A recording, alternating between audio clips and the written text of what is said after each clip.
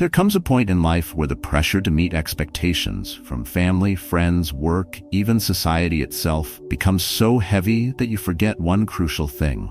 You were never meant to live for everyone else. You begin to feel it in the quiet moments, in the fatigue that doesn't go away, in the way you smile less and say yes when every part of you wants to say no. But something shifts when you finally draw a line and say, "This time, I choose me." That choice, though it may seem small, is a turning point that changes everything. This video is about that exact moment. Not the fantasy of running away from it all, but the real, honest transformation that begins when you stop betraying yourself to be accepted. What happens when you stop putting your needs last? When do you stop pleasing, overextending, and over-justifying? You reclaim your voice, your energy, and most importantly, your peace. The world may resist at first, but what comes next is clarity, alignment, and a life that finally feels like your own. If this message speaks to you, don't keep it to yourself. Subscribe for more content like this, and let's grow together. And if you've ever had to reclaim yourself from a life that wasn't yours, tell your story in the comments. I read everyone. You're not alone in this.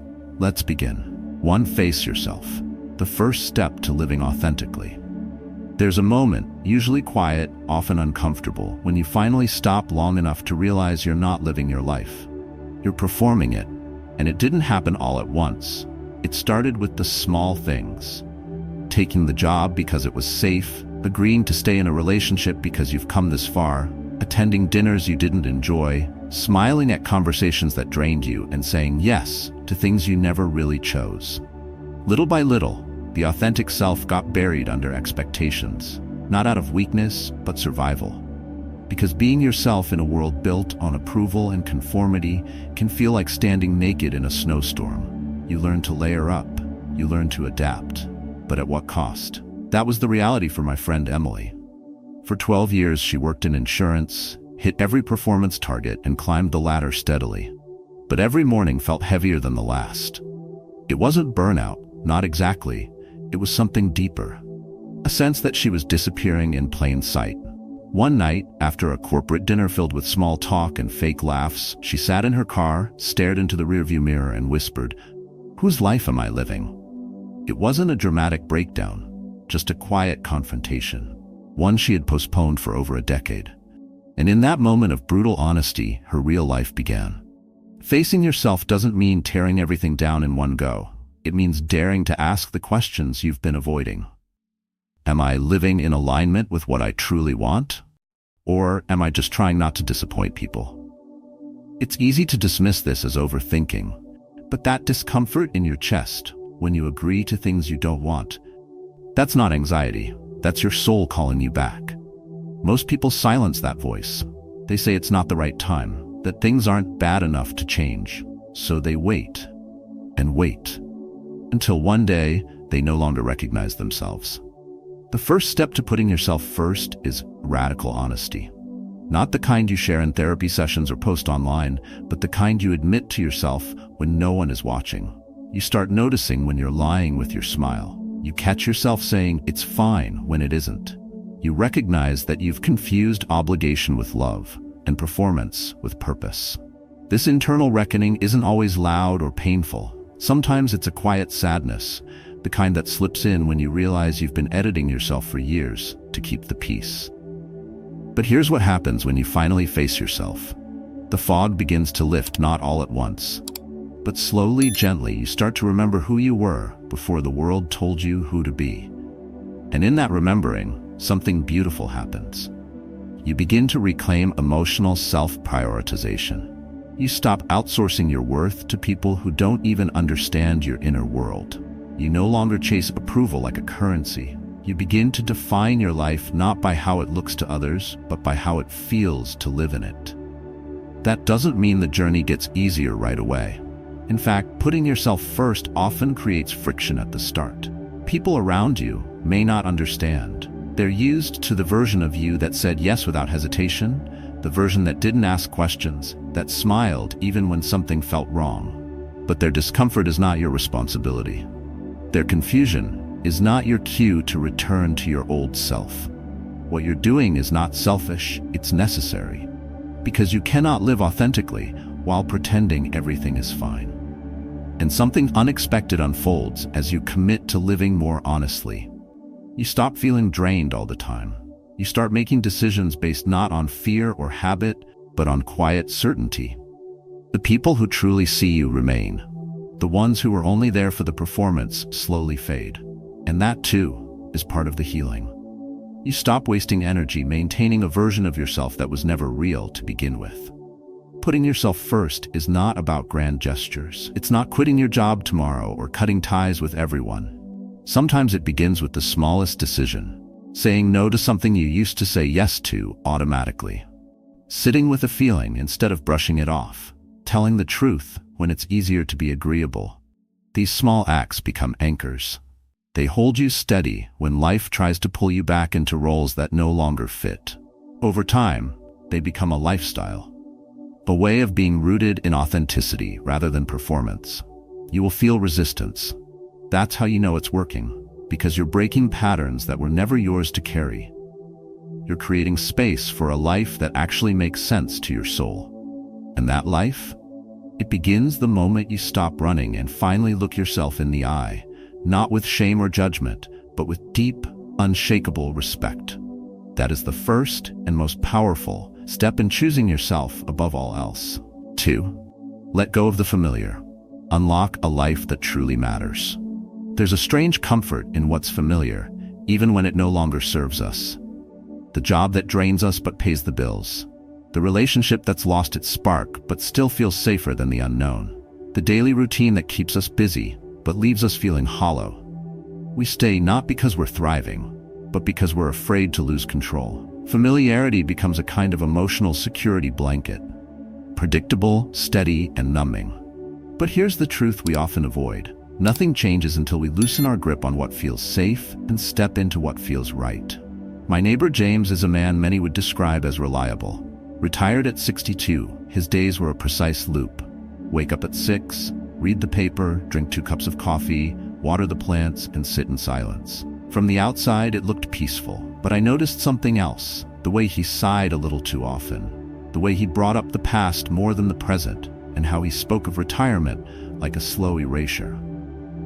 One day, after months of these quiet rituals, James signed up for a basic pottery class at the local library. It wasn't a big deal, no reinvention, no grand declaration. But the week after his first session, he said something that hit me deeply.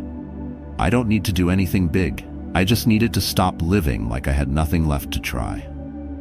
That shift, small as it seemed, was the beginning of a life that started to matter again. Letting go of the familiar isn't about recklessness. It's about reclaiming the parts of you that went silent under routine. It's acknowledging that safety, when stretched too far, becomes a cage. It's not that routines or commitments are bad. They're not. But when they start to replace growth, creativity, and emotional alignment, we slowly drift away from ourselves. The life you're meant to live rarely exists inside your comfort zone. It waits beyond the edges, just far enough that you need to stretch, risk, and trust your emotional self-prioritization to reach it. Most of us don't even realize how tightly we hold on to what's familiar until something or someone tries to change it. You'll hear yourself say things like, "At least I know what to expect," or "Better the devil you know." But ask yourself this: is familiarity really peace, or is it just a polished form of fear? If you've ever stayed in a role, habit, or relationship just because it's what you've always done, then you already know the answer. Familiarity tricks us into thinking we're choosing stability when, in reality, we're avoiding uncertainty, and in doing so, we're sacrificing growth. When you finally put yourself first, you begin to see that your life wasn't meant to be lived on repeat. You start noticing the subtle ways your soul has been asking for something more. That ache you feel on Sunday night before returning to the same uninspiring routine. That flicker of restlessness when someone asks you what excites you and you don't have an answer. Those aren't weaknesses. They're signals. They're reminders that your inner peace isn't something you find by clinging to what's known. It's something you build by honoring what feels true, even when it's unfamiliar. But make no mistake, letting go is hard. The familiar has history. It holds your memories, your habits, and your sense of identity. Stepping away from it can feel like erasing who you were. Yet it's not about erasure, it's about evolution. Letting go doesn't mean abandoning your past. It means carrying forward only what still belongs in your future. You're not running from anything. You're choosing what matters now. And what happens when you dare to do that? The world begins to open. Slowly, then all at once.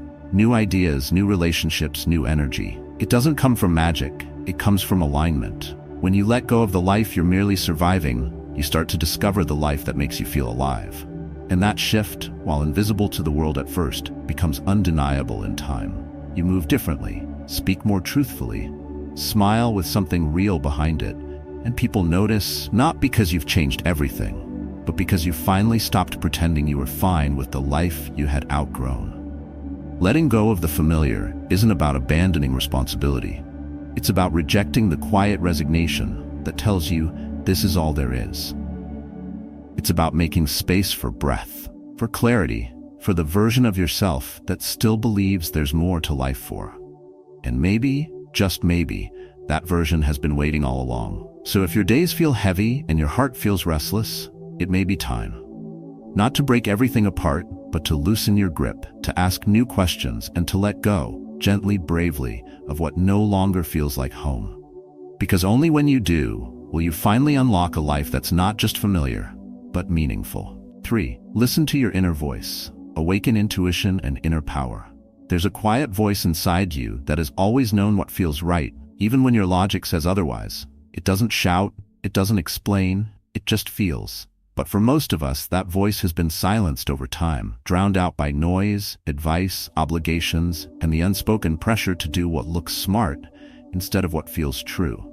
We've been trained to trust reason, lists, and what others call practicality.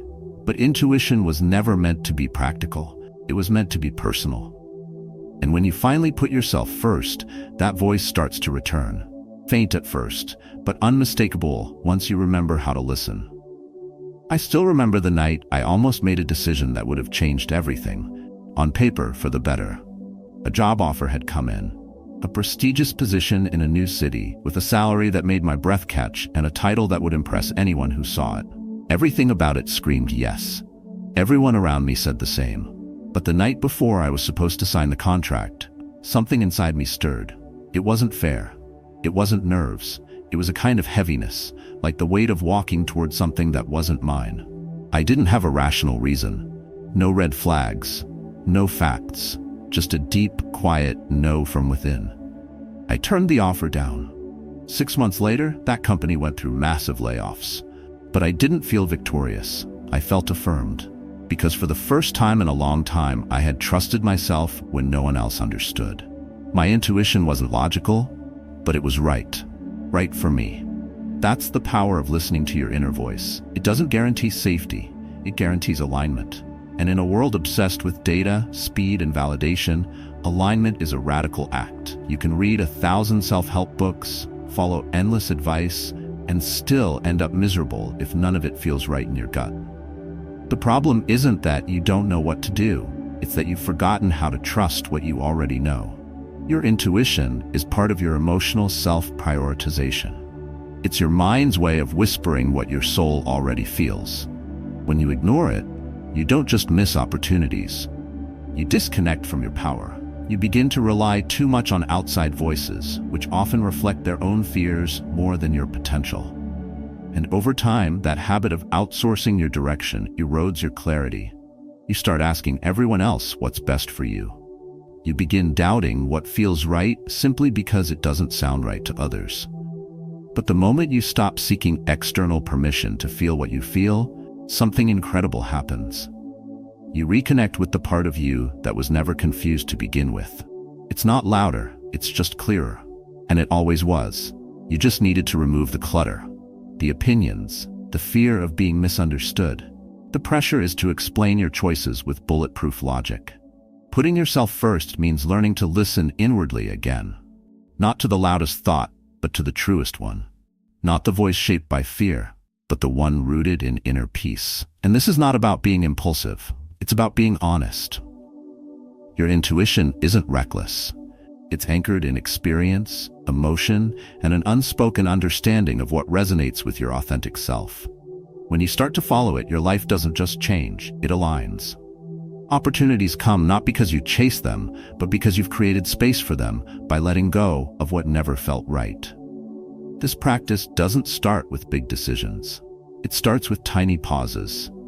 The moment before you say yes to something, do you feel excited or drained? The moment someone asks you for a favor, do you feel open or burdened? These micro moments are where intuition trains you. And each time you respond honestly, even if it's inconvenient, you strengthen that internal muscle. And here's the truth. Most people won't say out loud. Sometimes your intuition will lead you away from what everyone else applauds. It might tell you to walk away from a good job, leave a stable relationship, or say no to an offer that looks perfect. And people will question you. They'll ask why. They'll expect a neat, rational answer. But intuition doesn't work that way. It isn't a debate.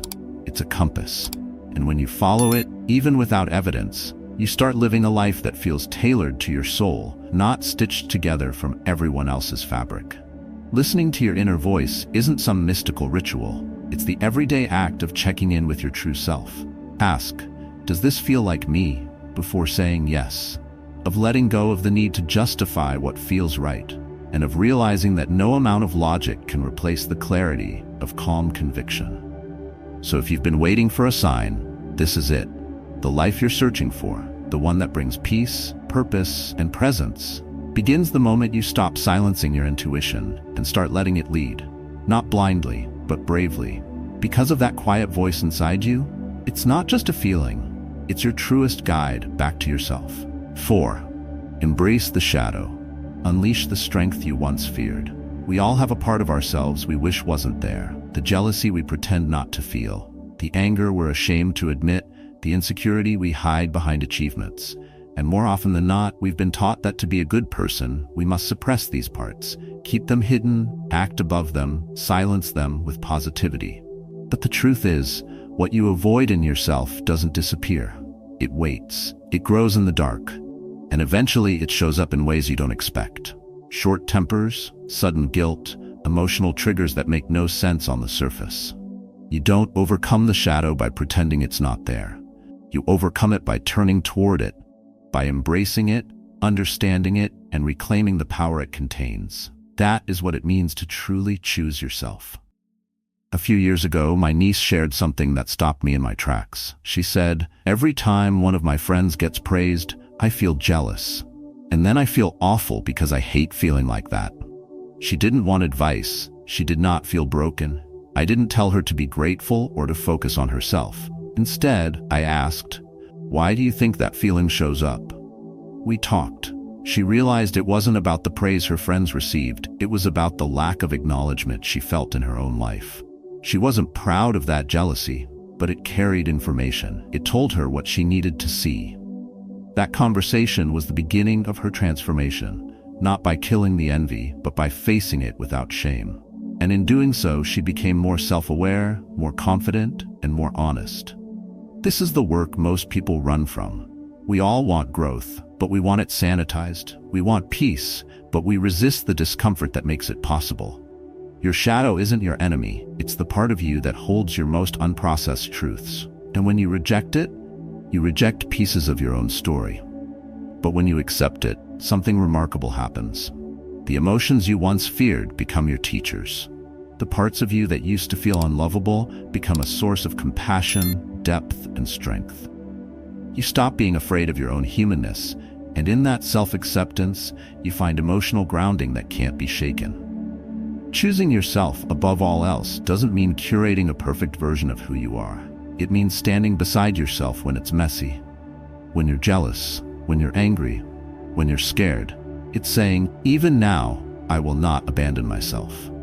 And ironically, it's that exact commitment to your whole self that creates the stability and calmness others spend their lives chasing.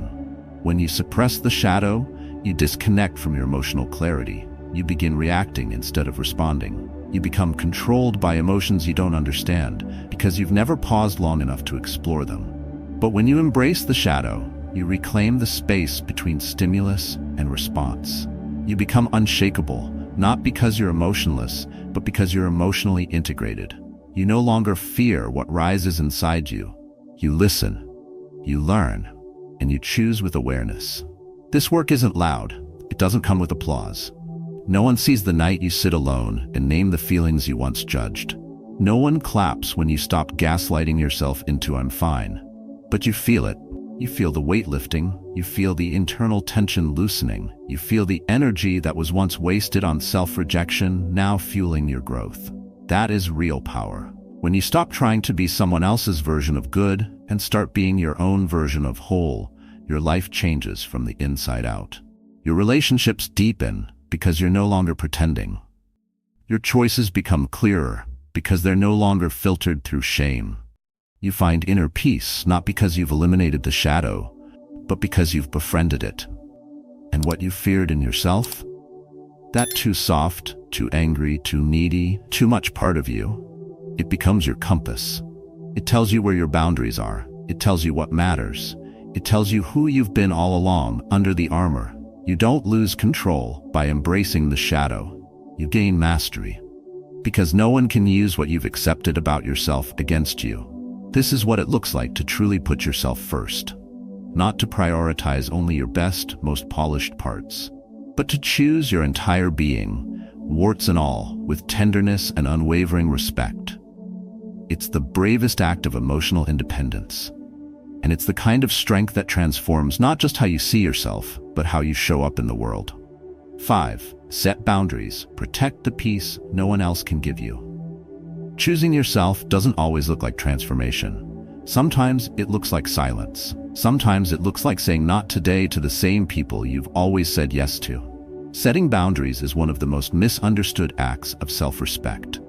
People often confuse it with coldness, rejection, or isolation. But boundaries are not walls. They are gates. They don't keep the world out. They allow in only what honors your peace. And that peace, once reclaimed, becomes the foundation for everything else. Without it, you are constantly leaking energy, emotionally overextended, silently resentful, and chronically exhausted. When you finally decide to put yourself first, boundaries are not optional. They are essential. My cousin Laura was always the one who carried it all. The family relied on her. Rides to the airport, last-minute babysitting, and emotional support at every crisis. She gave without limit and received very little in return. Her phone was never silent, and for years she wore this role like a badge of honor until one day she couldn't anymore. She didn't have a breakdown. She didn't yell. She just started replying to messages a little slower. She said no to non-urgent requests. She prioritized her rest, her space, and her needs. At first, people were confused. Some were even angry. "What's wrong with you lately?" they asked. But nothing was wrong. For the first time in her life, everything was finally right. Months later, she said something quietly powerful. "It's strange.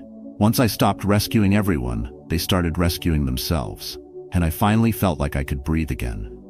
This is what boundaries do. They restore breath. They give you back your energy, your time, and your emotional self-prioritization. Not everyone will understand at first. That's part of the cost. People who are used to your compliance will see your clarity as resistance. But their discomfort is not your emergency. Their disappointment is not your guilt to carry. Because boundaries are not about controlling others. They are about protecting yourself. And the truth is, you are not responsible for how others feel about your needs. You are responsible for honoring those needs, even when it's inconvenient. When you don't set boundaries, you invite people to write the script of your life with their needs as the headline. You stop being a person and start becoming a utility, available, expected, and invisible. But the moment you draw a line, even a quiet one, you reclaim authorship. You begin to live not out of fear or habit, but from intention. And that shift, though subtle, is life-changing. Suddenly, you stop saying yes out of obligation. You stop explaining yourself to people who've never once asked how you really feel. You begin to understand that protecting your energy isn't selfish, it's survival. The resistance you face when you set boundaries is not proof that you're doing something wrong. It's proof that you're doing something different. And difference always disrupts familiarity. You may lose some people along the way. That's okay. Those who love you will adjust. Those who only loved your usefulness were never truly with you to begin with. The deeper truth is that boundaries reveal relationships, not ruin them. They separate those who want access to you from those who want connection with you. Choosing yourself through boundaries doesn't mean you stop caring. It means you stop carrying what was never yours. It means you release the need to be everything for everyone and finally allow yourself to be something for you. And when you do, you'll notice the peace. It won't be loud or dramatic. It will be a quiet shift. You'll breathe easier, sleep deeper, smile more honestly, and you'll start making decisions that come not from fear of losing others, but from love for keeping yourself. The world doesn't teach us how to say no. It teaches us how to endure.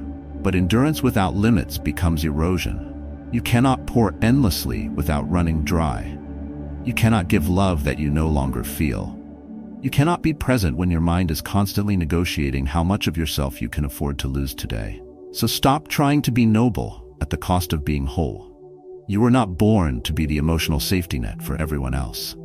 You were born to live with clarity, with calmness, with alignment. And that begins by drawing lines, not to push people away, but to welcome your own self back in. When you protect your peace, you stop begging others to respect it. You no longer chase validation or permission.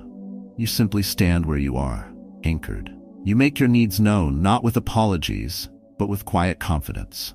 And the people meant for you? They won't be offended by your boundaries. They'll be grateful for your honesty.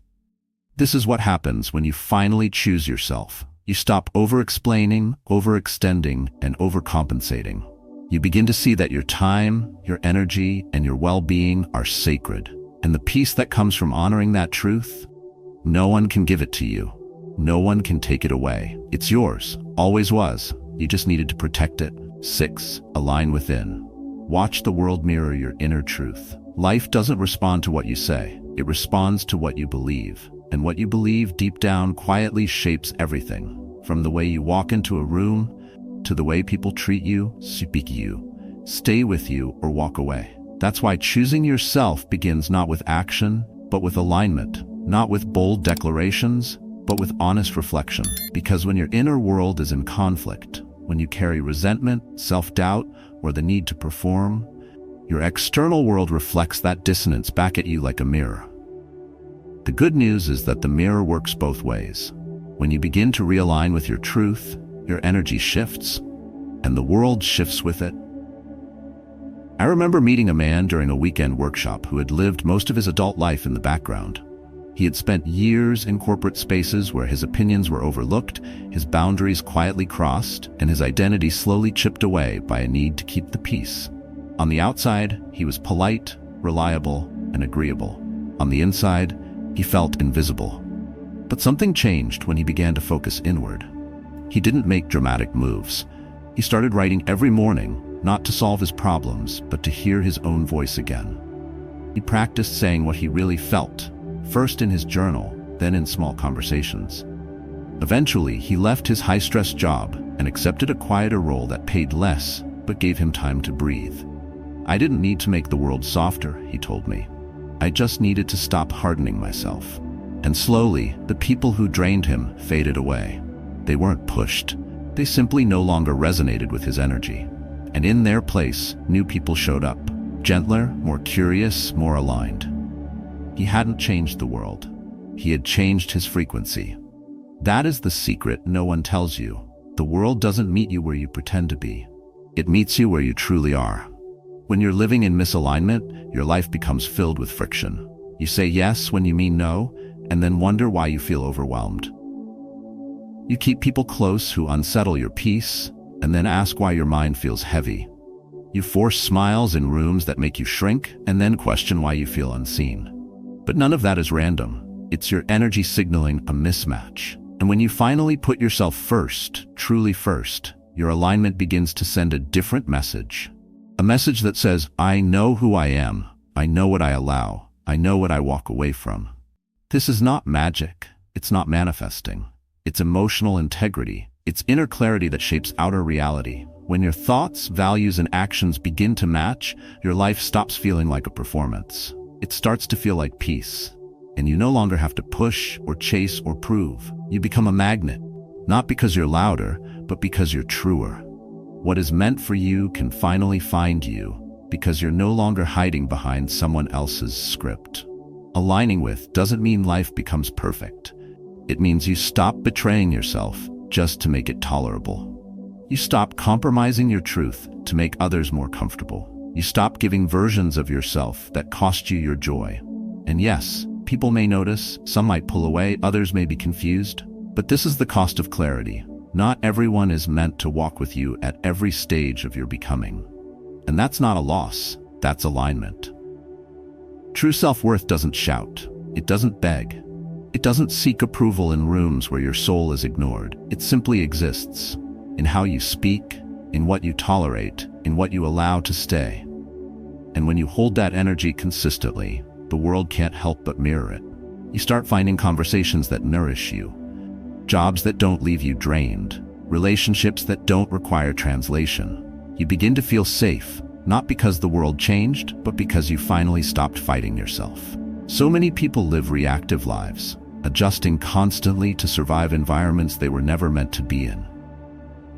But the real shift happens when you stop adjusting and start aligning. When you decide that your inner peace is not negotiable. When you treat your emotional boundaries not as a luxury, but as the ground beneath your feet. And in doing so, you send a silent but powerful message to the world. This is who I am, and this is what I no longer accept. The transformation is subtle but profound.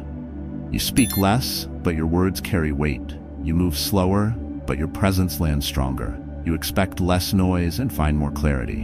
And the more consistent you are with this internal calibration, the more effortless life becomes. Not because it's easy, but because it's honest. This is what happens when you align within. Your life stops being a negotiation and becomes a reflection. Your energy speaks before you do. And finally, without force or fear, the world begins to match what you've always quietly known you were worthy of. 7. Inspire through authenticity. Lead others simply by being you. Sometimes the most powerful influence doesn't come from speeches, titles, or strategies. It comes from presence, from how someone carries themselves when no one is watching, from how they make choices that don't need defending, from how they simply live in alignment with their truth, even when no one claps. That's the quiet force of authenticity. It doesn't chase attention, it commands respect. Not through performance, but through consistency. And when you choose to put yourself first, not loudly, not with defiance, but with steadiness, you become something rare in a world addicted to noise. You become a mirror that gently reminds others of what they've forgotten in themselves. My friend Ben has always been someone who never talks too much about values or goals. He doesn't preach or correct or explain. He just lives in a way that's unmistakably honest. He works hard during the day, but never stays late. He spends his evenings walking in nature or having dinner with his kids. He doesn't chase promotions, doesn't post motivational quotes, and rarely engages in gossip or judgment. At first, people rolled their eyes, said he was too soft or not ambitious enough. But over time, something changed. One of his coworkers, who used to mock him for being so slow-paced, pulled him aside one afternoon and asked, "How do you stay so calm? I'm exhausted living like this, and I don't even know what I'm chasing anymore." Ben smiled and said nothing dramatic. Just, "I stopped chasing. I just started choosing." That's the power of living authentically. You don't need to convince. Your peace speaks for itself. And in a world so used to pretending, being real becomes revolutionary. When you prioritize inner peace over image, presence over performance, self-worth over approval, you become a quiet leader. Not because you have followers, but because you inspire reflection. You give people permission, not with words but by example, to return to their own truth. Authenticity is contagious, not because it's flashy, but because it's grounded. People are starving for something real. They've grown tired of curated perfection, of forced smiles and silent suffering. So when they encounter someone who doesn't apologize for being themselves, it disrupts their rhythm. It makes them pause, not out of envy, but out of longing. They begin to wonder if they too can live differently, more slowly, more truthfully, more freely. This is why choosing yourself is never just about you. It's about the invisible ripple effect you create without even knowing it. When you say no with clarity, someone else learns they're allowed to do the same. When you stop over-explaining, someone realizes they don't have to justify their boundaries. When you choose rest over productivity, someone sees that their worth isn't defined by output. Your courage becomes a signal, a subtle invitation for others to reclaim their own authenticity. But this doesn't happen by force. You don't need to correct people or show them the way. You just need to live yours. Fully, imperfectly, honestly. The quiet confidence that comes from living in alignment is more powerful than any argument. It doesn't seek to dominate, it simply shines. And that shine doesn't blind, it illuminates. It helps people see their own reflection more clearly. What often holds people back from authenticity is the fear of judgment, of being misunderstood, dismissed, or even resented. And yes, that fear is valid, but the cost of avoiding your truth is far greater. Because when you shrink yourself to be palatable, you not only betray who you are, you rob others of the chance to grow through your example. You dim the light that might have helped someone else find theirs. You don't have to be perfect to be powerful, you just have to be real. To speak when it matters, to be silent when it's wise, to walk away when peace is threatened, to stand firm when your boundaries are tested. This is emotional independence in action, not loud, not defensive, but deeply rooted in inner strength. When you live this way, the world around you changes, not always immediately, not always noticeably, but deeply. The people who resonate with your truth will find you. The ones who don't will fade, not because you push them away, but because you stopped bending to be acceptable. And those who stay, they stay because of who you truly are, not who you pretended to be. This is what happens when you finally choose yourself. You stop performing. You stop justifying. You start living. And that life, grounded in emotional self-prioritization and inner peace, doesn't just nourish you, it reminds everyone around you that they're allowed to come home to themselves too. You don't need a platform to lead. You don't need to teach. Just be. That's more than enough. Because in a world full of noise, your authenticity might just be the quiet that someone else needs to finally hear their own voice again. When you finally choose yourself above all else, everything begins to change. Not in one loud moment, but in the quiet decisions you make daily. You stop reacting to life and start responding with intention. You begin to build emotional independence, set clear boundaries, and reconnect with the authentic self you've buried under years of pressure and approval seeking. Life becomes less about survival and more about alignment. Your peace no longer depends on others. It flows from within because you've made space for your own truth. As you protect your energy, honor your values, and stop living for validation, the world mirrors your transformation. People shift, opportunities shift, even your thoughts feel lighter. You no longer chase connection, you attract it, and you no longer apologize for needing space, clarity, or calm. This isn't selfishness, it's emotional self-prioritization, and it's how lasting peace begins. Now it's your turn. Have you ever made a decision that finally put your needs first? What happened next? Share your story in the comments below. Your experience might inspire someone else. And if this message resonated with you, don't forget to like the video and subscribe for more grounded, powerful truths like this. Let's keep growing together.